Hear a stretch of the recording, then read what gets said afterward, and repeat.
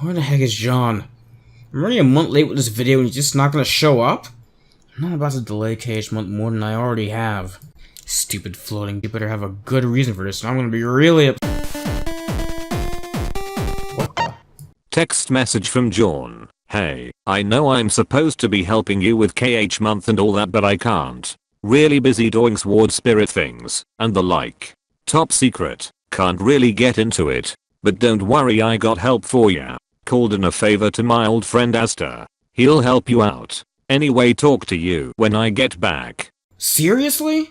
Top secret, huh? Yeah, sure, I bet. Why is it always last minute with this guy? And who the f*** is Aster? Yo, what's up? Ah!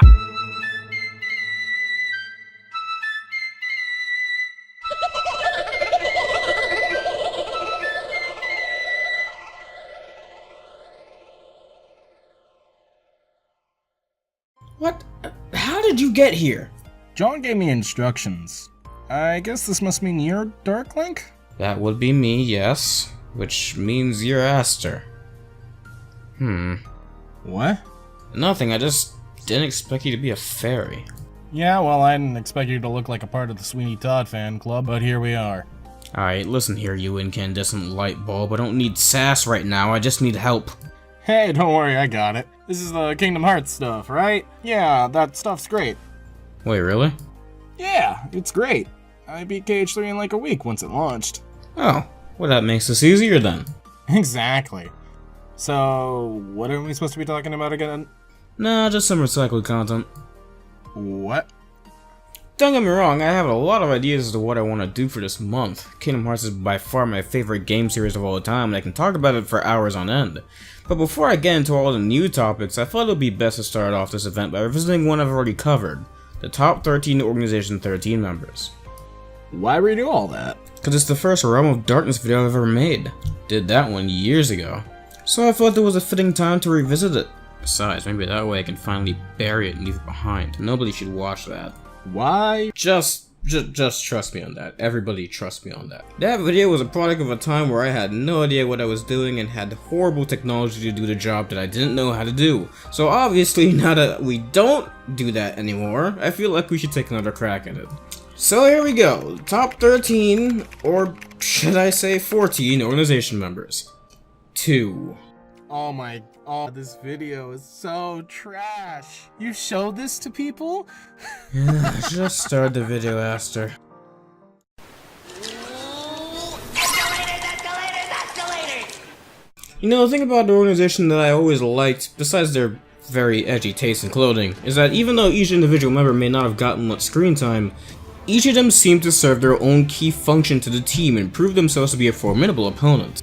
Most of these members did that, despite some of them having probably 2 or 3 cutscenes to their names. Luxord was not one of these members. If you watched the first version of this video, he was at the bottom there too, and he's still here for more or less the same reasons plus more. You just get worse with time as a character, don't you? Now, Luxord shows up twice, once in the revisit to Port Royal, and then again at the end of the game.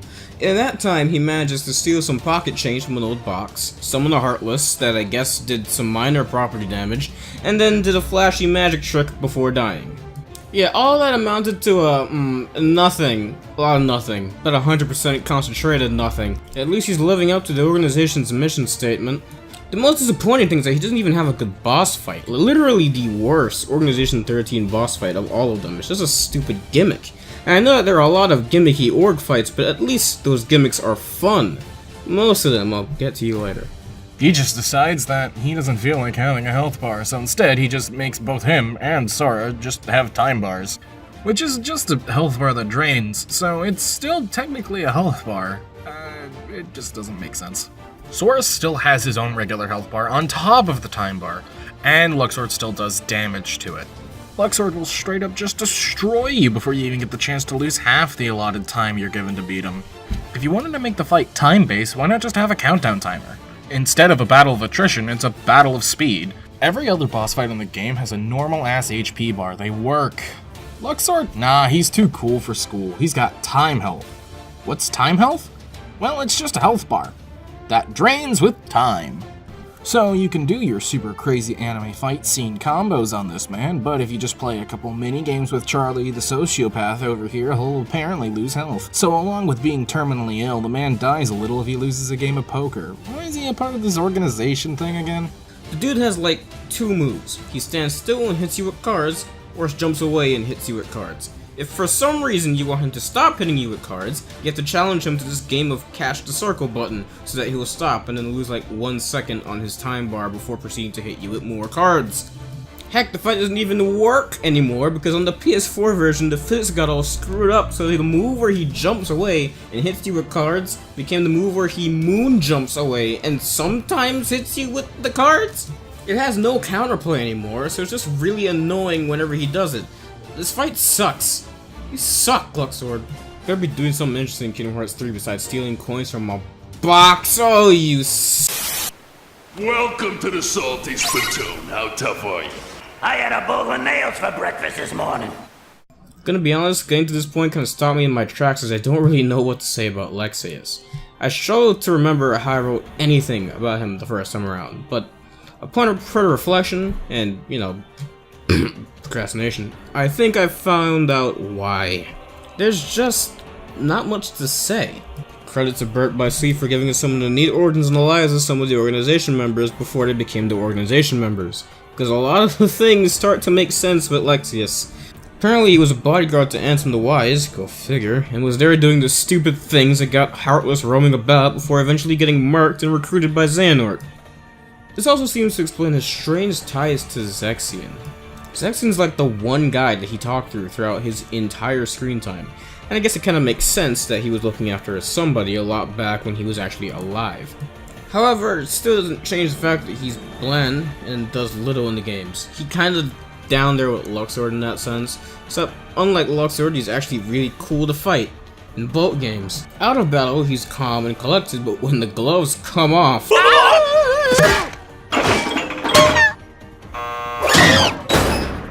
I don't know what roids this dude was taking when he was under Ansem's apprenticeship, but they did their frickin' job. Look at the thing he's holding! It's an axe! And is also a sword! An axe? Sword! He's lifting it with one hand, he slams it on the ground and the earth trembles. Heck, it even gets worse in 2 Final Mix because in that game, he's just straight up a Dragon Ball Z character. Literally, there's a power level mechanic in this fight. And yeah, it's a pretty big number. While this is 100% just an aesthetic meter to show you how much of a puny little man Sora is next to this absolute unit, I'd say the number definitely means something when he can do everything to you from slamming you into the ground to slamming the ground into you. Or, you know, this. This is fine too. Despite how cool he is though, his fight's actually kind of pitifully easy. Because he's just a slow boy, you know? You just kind of look at him wind up a move for 3 years, and then press the win game button, and he's gone. Of course, if you mess that up, then you're gone, but it doesn't take many tries to get into the groove of things. Still savage though, give him some wilder, sickly green hair and he could be Broly with a weapon. I didn't think Broly needed a weapon.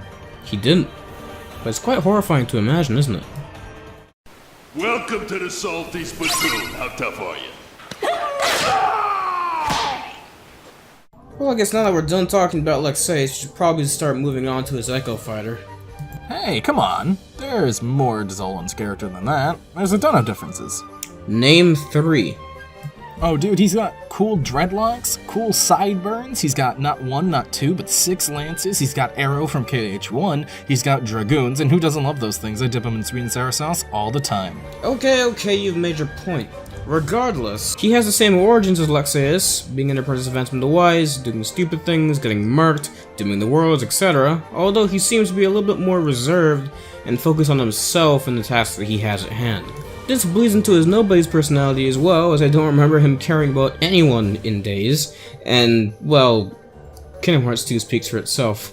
Something he does have over Lexaeus, though, is emotion, or at least the illusion of emotion, whatever the heck they want to call it in this game. Throughout KH2, he could be found manipulating and messing with the beast's head, feeding into his anxieties, making him a colder and more overall worse person, all with the goal of maybe getting a powerful Heartless and Nobody out of him. And all the while he's doing this, he's very mildly smug, like he's please himself at all times. Quite frankly, he's a jerk, but he loves being one. Which is not good or admirable at all, but he's rather entertaining to watch. This man can wield expertly 6 lances with the power of wind, and the way he uses them is almost mesmerizing. It's like he's dancing with them. Except, you know, it's the dance of pain and suffering and not the wind.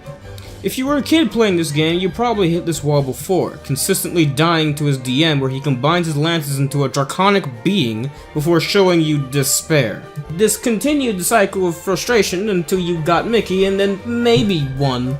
The fact that he's one of the few fights that can cost you a continue on difficulties other than crit makes him already more memorable than the bottom 2 entries. Where's the fun in this? You know what, I don't know, Zeldin. Just hold on one second, let me find it. Oh, there it is. I see you.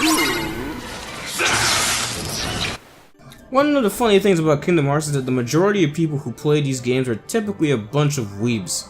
The level of their weebness may vary, of course, but the weebs they definitely are.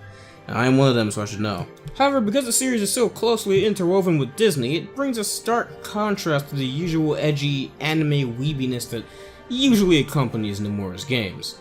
In fact, the contrast is so stark that even though small boys with big keys and spiky anime hair are the main characters, the series somehow has a drought when it comes to the concept of waifus. DL, where are you going with this?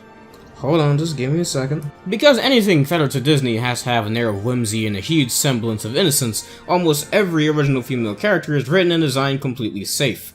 This has led most of the community to say that Kingdom Hearts has no waifus, or at least no good ones, because the only candidates are children, or people so basic they talk like this. Somewhere out there, there's this tree with star-shaped fruit. This doesn't make them bad characters, of course, most of the time. It's just noteworthy because, try as hard as you might, they somehow have managed to write almost every single female cast member in a way that makes them unviable waifu material. Not like that has ever stopped anyone. Case in point. That segue was so ridiculous, it's almost impressive. I try. But no, on a more serious standpoint, Lurk's scene is pretty interesting in a lot of ways. In Chain of Memories, the main thing she did was to screw with you, say things to get in your head, get under your skin, be pretty unlikable.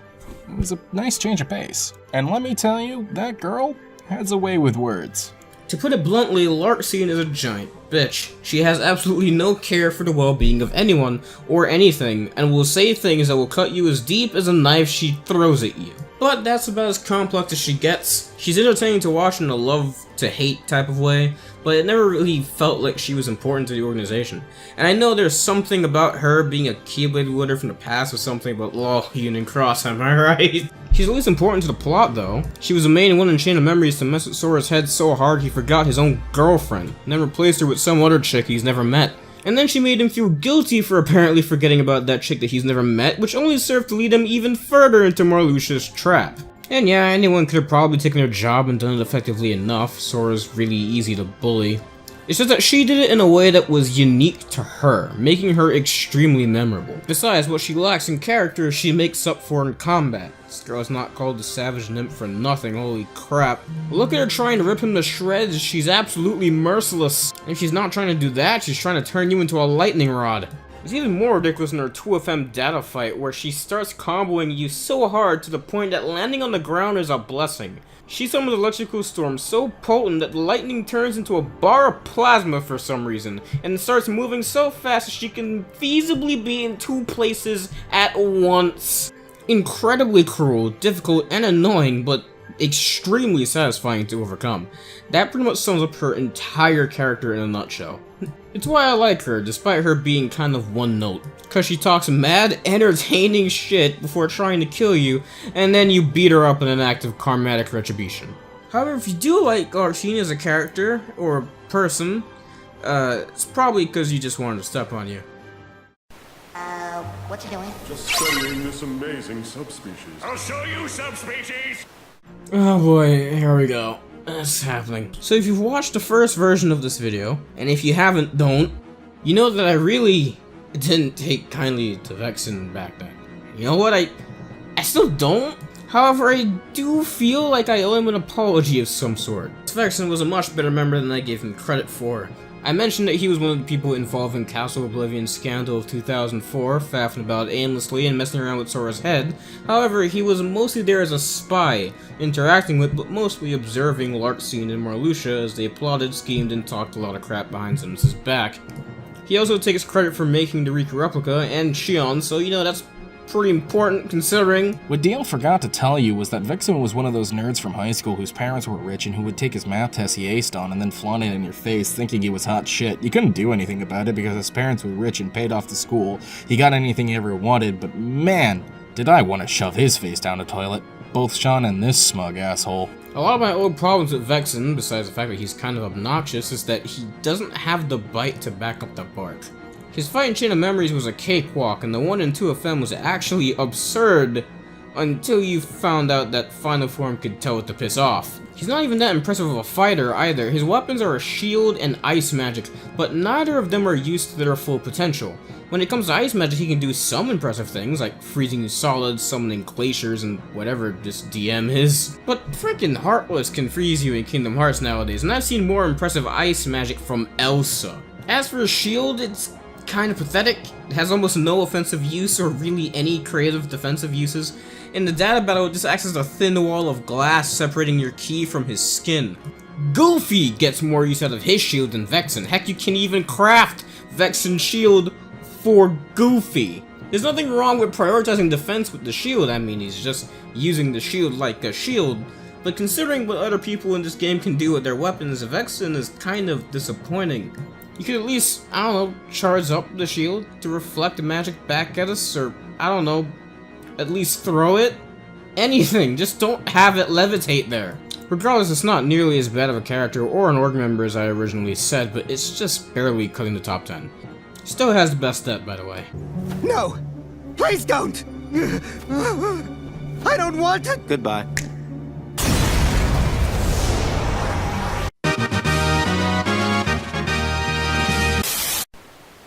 There once was a man named Yu who dreamed he was eating his shoe.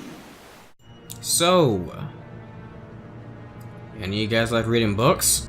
He's number 9 on the list and you have nothing to say about him? I mean, I have things to say, obviously. He's here for a reason. I like him. It's just that there's a lot about him, but also not much to him. It's kind of like Lexaeus. It's just like, where do I start? Yeah, Zexion is, again, a really mysterious guy. Not on purpose, though. The dude, in terms of story, is relatively shallow and has, like, what, 10 to 12 lines of dialogue in his first game? And in terms of design, I feel like I'd be here all day and you'd be bored in 5 minutes describing what type of nerd all the members are. Guy's a big nerd. With that black coat on him, he looks like he'd listen to MCR when he's on break. Feels almost out of place, really.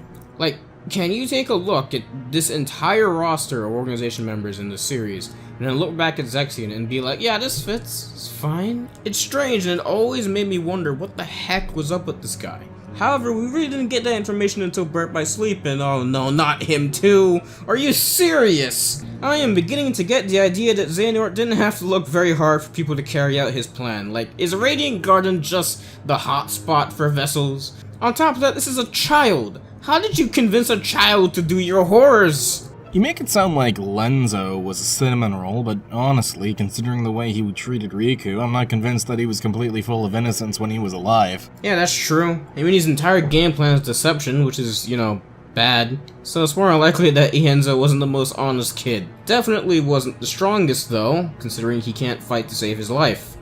Literally. However, unlike Vexen, the way he gets around this is a lot more interesting, as he wields the power of illusions. Give him the right amount of data and he can completely mess with your entire head. He can disguise himself as other people, make clones of himself, completely steal your moves, and he's a slippery little bugger on top of it, so he always gets out of your way when you manage to close in on him. And carrying on the tradition, his 2FM fight is even more ridiculous. Like, he just puts you in a book, and the book is a dimension, with more books in it.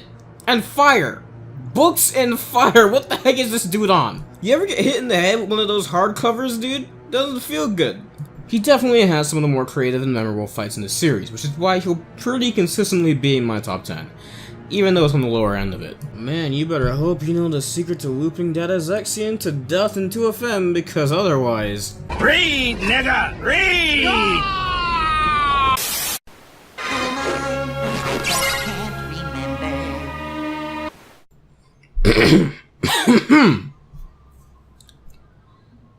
Shion's a boring character. I am not stepping down. Get off the stage. Honestly though, I don't care much about Shion. She was okay, she wasn't a bad character. She had her own struggles and conflicts and was definitely well written in that aspect, she just wasn't that interesting. I only cared about Shion because Roxas cares about Shion. And I care about Roxas, kind of like how I only care about Kairi because Sora cares about Kairi. They're important to the characters that are important to me, so they're important by association, but they don't feel important by themselves. In fact, both of them are just kind of wooden planks. Hey, at least Shion has an excuse. She's literally a puppet created by Vexen to do the organization's bidding. The only reason she has any personality at all is because it's tied together with memories stolen from Sora. That's the whole tragedy of her character. She wants to be her own person with her own life, but she can't because she's just not. Oh, you mean like Roxas and Naminé? Both characters who were both more interesting and did the exact same character arc better than Shion? Yeah, but... Look, I don't hate Shion, she is important. She's crucial to 358 Days Over 2 and is a huge part of Roxas' character arc. The problem is that she feels more like a plot device that can speak rather than an actual character at times. But she's great in Days. Watching her progress as a person through the game is one of the reasons for playing through the game. Roxas teaching her how to wield the Keyblade, her concern for him while he's comatose for weeks, demanding to be taken to Castle Oblivion to find out who she was, forcing Axel to fight her final scene with Roxas. How can you look at all of that and only demote her to a plot device status? Just because she has some touching scenes doesn't make her an amazing character. There may be an arc to her, she may have developed one over the course of the game, but to me personally, her struggles never stood on their own because they were always overshadowed by Roxas. This is the fatal flaw of her character. She exists to make Roxas more tragic, and that's what ends up happening. I feel worse for Roxas and even Axel rather than Shion in comparison. However, while Shion doesn't have much going for her other than Roxas, Roxas has more going on for him other than Shion. I still felt bad for Roxas in KH-2 before Shion or the rest of Days was even a thing, and Roxas' friendship with Axel was a lot stronger and better written than his one with Shion, making Shion feel like even more of a third wheel in retrospect. Not nearly as bad as Kairi, but still not the greatest either. Although from a practical sense she is a powerful organization member. She can wield the Keyblade with about as much finesse as Roxas, until he gets two of them. She actually does a lot of stuff, which is a lot more than a bunch of the other characters can say, and her last scene with Roxas and the following boss fight did tug on my heartstrings. Except for this face sucks. But yeah, 8th place. 8 out of 14, it's not bad, right? You know I'm gonna have to let John know about this when he gets back, right? And I await his tears of sadness.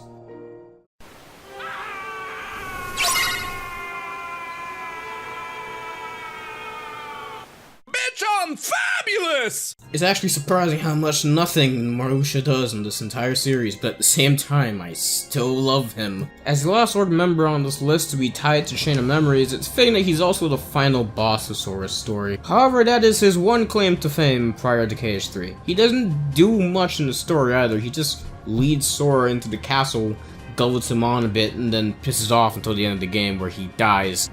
However, in that short amount of time where he does show his face, he makes his presence known, he's an active threat, and definitely comes across as the devious mastermind behind this whole ordeal. It actually wasn't even a bad plan, really. Kidnap Naminé and have her mess with Sora's heart in order to lure him further into his trap, and eventually destroy him and overthrow the organization. Too bad Marusha has absolutely no grip on the situation at hand at all. There's probably like one loyal person in that entire group, and I'm pretty sure she was only after some of that cherry blossom flavored dip. He also lacks any subtlety or tact whatsoever, making it extremely obvious to anyone in the organization that he's trying to do some treason. To the point that Xemnas told Axel to go to the castle specifically to bop him and anyone who followed him. Regardless, the main reason why he's up this high anyway is because of his fights. You can make a pretty convincing argument that you don't really need much subtlety when it comes to hitting people. Which is good because man, if the edgy I am death symbolism wasn't any more blatant! Man already had the black coat as per uniform standard, but then he decided to give him the scythe. Not just any scythe, but a pink scythe with a cherry blossom motif. Cherry blossoms being symbolic of death in Japanese culture. You want to know what else is pink? His hair. That also has cherry blossoms in it. Like, dude, there's never been more flamboyant representation of the Grim Reaper in media. Doesn't even stop there. In 2FM, his gimmick is that his sight doesn't even deal any real damage to you. Instead, at the start of the fight, he whispers sweet nothings into your ear, which will make a countdown on your head appear out of nowhere that's tied to your current level. And every time you take a hit from the sight, the number ticks down until you hit 0 and die. So if you're one of those sick masochists playing at level 1, good luck. And if we then rewind to read Chain of Memories again, he goes from pretty Scythe Boy to Scythe Warrior Bot to deformed sexual undertone induced Grim Reaper Scythe battleship in space. Yeah, I would say this guy's pretty cool. Squidward is my best friend in the sea. Okay, I'm back. Where are we at? Demix. My boy.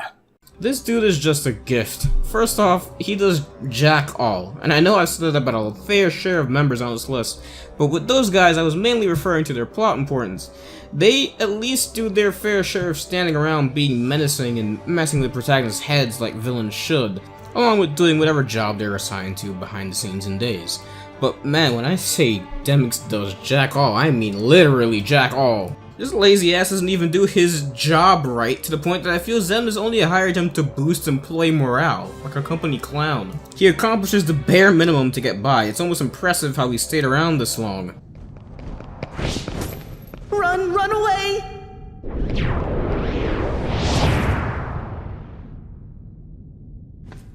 Okay. Look at this boy. He's precious. How could he possibly be a villain? You say that now, but you seem to be forgetting something. Yeah, what's that? Dance, water, dance!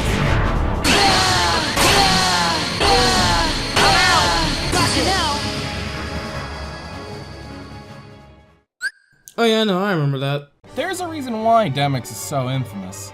This is the boss in KH-Vids that straight up sits you down and says, hey, how you doing? You like mashing that X button? Well, try something else. You want cool in battle QTE? Sit the f*** down. This man is so stylish, he runs over the speedrunners because he slaps their shit in. Not a fighter? Bitch, this man won the WWE heavyweight boxing match, slayed and laid a dragon, and could f***ing play Wonderwall all at the same time. What there's not to love?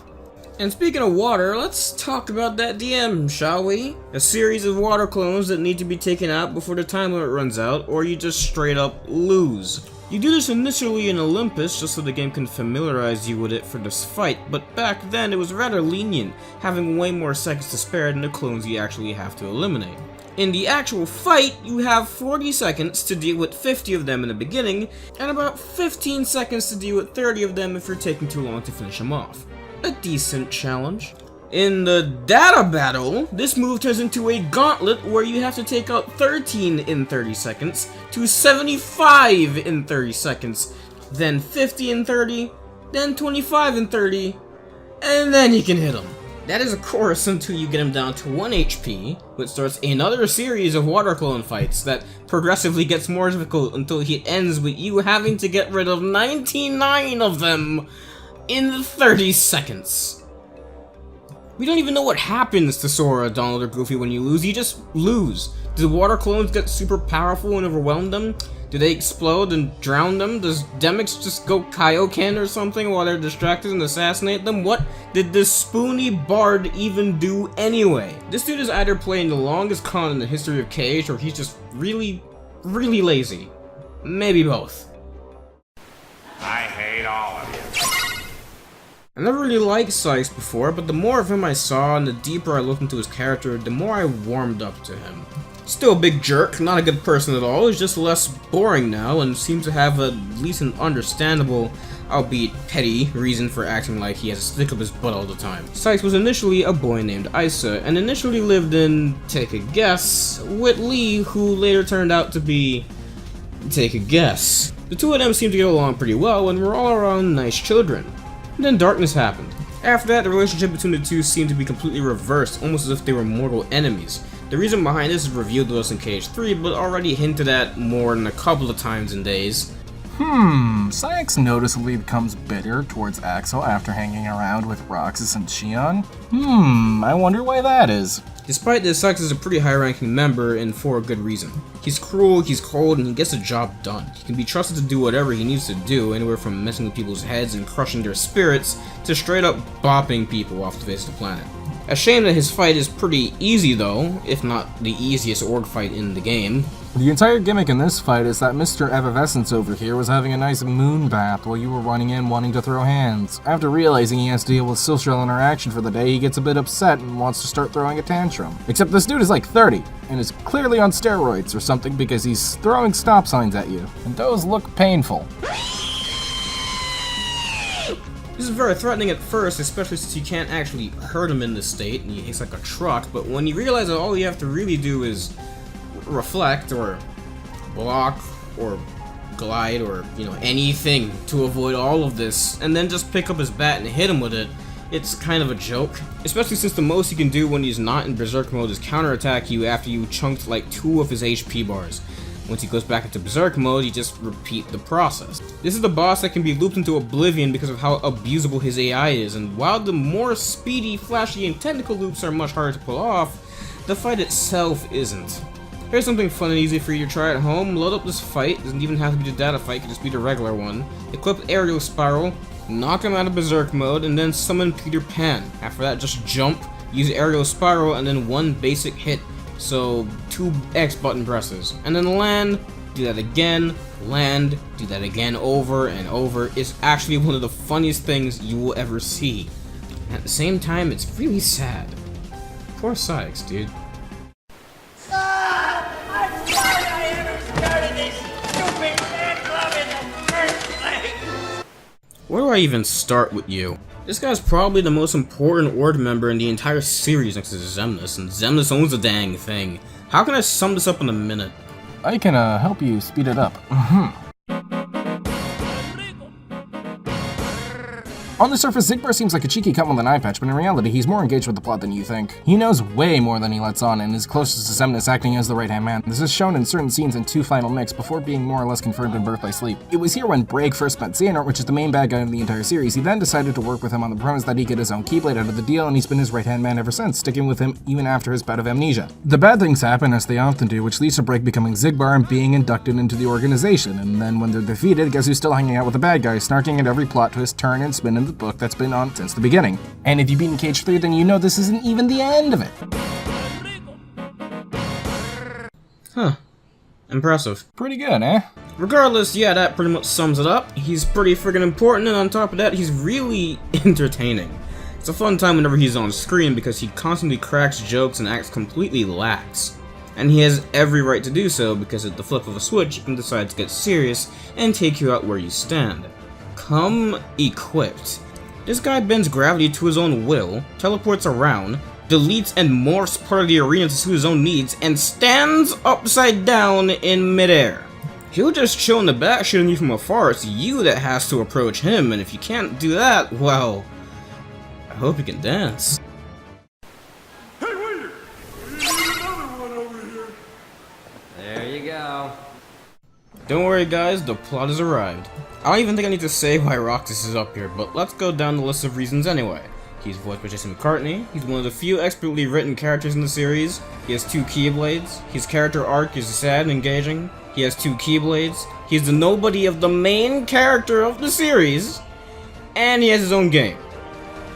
And he has 2 Keyblades. Only thing I could say that's wrong with him is that sometimes he acts and sounds like an edgy teenager full of angst, but to be fair, Roxas' entire existence is a tragedy, and one that Nomura has well crafted. His angst isn't just understandable, it's earned. I don't think I've met a single person in the KH community who dislikes Roxas. I've seen many people not like Sora, or Riku, or Shion, among many other similarly beloved characters, but Roxas remained the precious boy who everyone just wanted to see smile again. That itself is a testament to his character.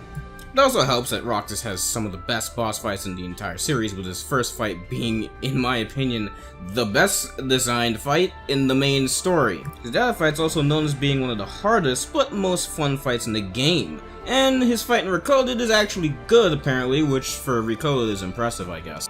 There probably isn't a better written character in the series than Roxas. The only one that can probably rival him is Riku, and Roxas gets a lot less screen time than Riku. Probably telling, considering he's one of the very few characters that Nomura seems to really take pride in writing. He just wanted a life and friends and then got told he doesn't have the right to exist and is actually just the inferior half of some lame-o named Sora. He's just a kid, he doesn't deserve any of this crap. In fact, what is with KH's story and ruining kids' lives? Kinda messed up now you think about it. I need to put Xehanort on a watch list.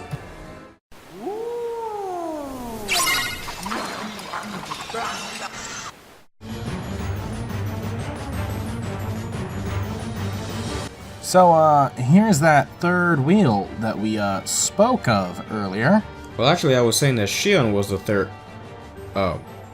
Wheel. Spoke. Axel.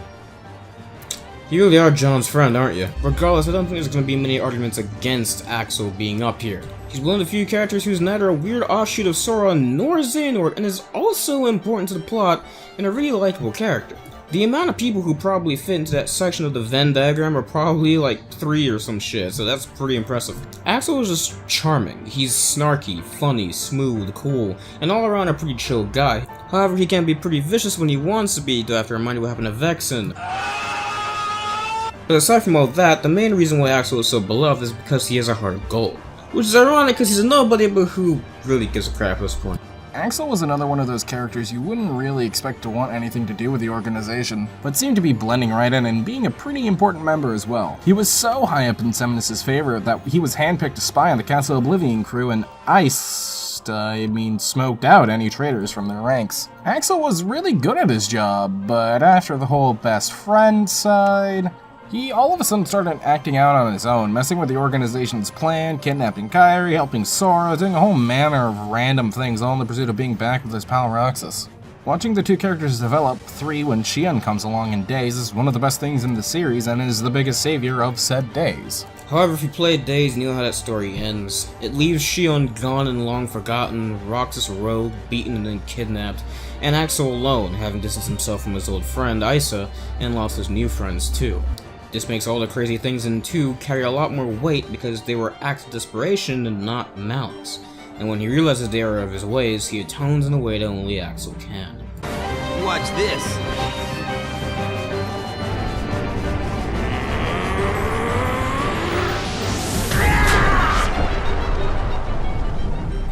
Go. Find Kairi. Oh. Almost forgot. Sorry for what I did to her. When we find her, you can tell her that yourself. Think I'll pass. My heart just wouldn't be in it, you know? Haven't got one. Man, that scene still hurts. Probably doesn't hurt as much as Fire, though. His fights in Chain of Memories are rather simple but challenging, like most fights in that game, but the ones in 2FM are just experiences. Not the best fights in the game by any means. One of them is basically a tutorial fight where you slaughter him as Roxas with 2 Keyblades, because Roxas has 2 Keyblades, and the other one is a data fight where you play as Sora with 1 Keyblade, in a game of what is essentially the floor is lava, along with the walls, and your health bar. It's an awesome spectacle of a fight at worst, and a decent challenge at best. Which is fitting, as Axel himself is a good comedic relief at worst, and a very relatable and likable character at best. Whatever Axel's doing, even at his worst, it's still good. Except for when he kidnapped Kairi, that was pretty bad. Nothing is eternal. Except for when something comes into play, because, well, that point's not really nothing, isn't it? But I guess the concept of nothing is eternal in a way, if you really think about it hard enough. Xemnas is the best villain in the Kingdom Hearts series, fight me! Ansem just kind of appears in the first game without much foreshadowing, aside from, you know, one cutscene to be the real villain of the game. And while he's great at what he does for, like, the 3 cutscenes he's in, where he eloquently babbles about darkness for a bit before calling Sora a dumbass, he's still kinda just felt like a lame, evilly McEvil dude with no real motivation or purpose. Marluxia had a purpose, albeit vague, and was a really cool character, but he didn't really do anything but look pretty. But man, was he good at that. Even Xehanort, the main baddie of the entire saga, while a good enough villain, just felt kinda generic when compared to Xemnas. Probably because Xemnas was somewhat tragic. As far as we and the organization members knew, except for Xigbar, most likely, the cheeky little scumbag, the entire organization's purpose was to amass a squad of 13 powerful nobodies and find a way to gain access to Kingdom Hearts so that they can get their hearts back and just be normal people again. Of course, Xemnas' methodology behind achieving this goal was, bad. That's why he's the bad guy, but dang, dude, you kinda feel bad for him. He just wants to fix him and his crew's situation. Until Dream Drop Distance happens and you learn that all of that stuff was just a surface level goal and Xemnas was actually just a big old jerk who retained his memories and original motives from when he was still the old bald guy. But even that, I hesitate to say, ruins his character. Most of the org had history to them that was at least slightly alluded to in the games before Dream Drop Distance, and if they didn't have history, then they had different ideals or motivations. It's not hard to believe that it was just going to stop at getting their hearts back. Neither was it much of a stretch to imagine that Xemnas had more to him than a sad story and a smooth, buttery voice. Dang, just listen to it. Yes. Kingdom Hearts. Rejoice and feast on these hearts we offer. Shine your pale light on this empty realm. Share your power with all nobodies. I wish I had a girl that talked to me like Xemnas talks to Kingdom Hearts. Should she also have the ability to levitate, carry lightsabers, and summon buildings out of nowhere? Yeah, that's optional. That should bring me back nicely to the boss fight, so which there are many. Thank you, final boss privilege. Should we start with the one-on-one duel in front of a skyscraper, or the one-on-one duel on the skyscraper? Or the infiltrating and dismantling of a frickin' battleship, climaxing with a war against Xemnas in a suit of armor? Ooh, how about the bullet hell fight with a dragon? Or the not bullet hell fight with Xemnas in a suit of armor on the dragon? Or the one with Xemnas, Sora, and Riku literally in a white void of nothing somehow, while Xemnas sports a rather ravishing zebra cloak made by the finest fashion designer in France. Doesn't matter where I start, they're all frickin' good. Except for, maybe the bullet hell one. Once again, you can say it, best villain in the entire series, and also the most iconic organization member. Roctus and Axel are probably the only ones with enough ground that can rival him for that title, and while I would say the two of them could maybe beat him out when it comes to just being good and iconic characters, when I think Organization 13, you better believe the face behind the hood in my head belongs to Xemnas.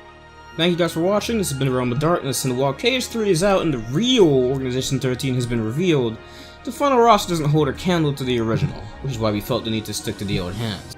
Not that there's anything wrong with KH-3's organization, but you won't find a more iconic list of people to the KH lore than the OG 13, or 14, I guess. Now that I think about it, that really was an oversight, wasn't it? I mean, the Organ 3 had like 16 or something. I think we should consider us lucky. Yeah, good point. Regardless, with the org out of the way, I hope you guys stick with us for the rest of Kingdom Hearts month. Now, if you excuse me, I'm gonna go on Amazon to buy myself a cloak. You mean bathrobe? Nobody asked you!